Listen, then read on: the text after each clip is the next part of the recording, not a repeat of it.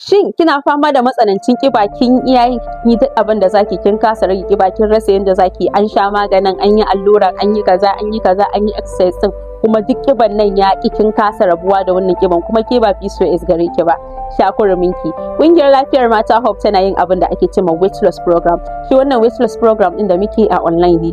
Za mu yi da ni da ke a online ne, za mu yi abu ne na sati biyu. A sati biyun nan zan yi guiding ɗinki, wazo zan nuna miki hanyoyin da zaki rage kiba.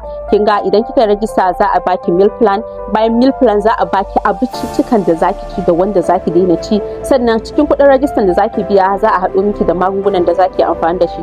Magungunan nan ba wasu haɗa-haɗa ba ne, magunguna ne na itatuwa, natural things wanda ba a haɗa ba, da kanki za ki haɗa da kanki, za a tura miki duk inda kike. Wannan weight loss program ɗin 18,500 muke yi kacal a da kenan, yanzu ko za mu yi shi a 16,000.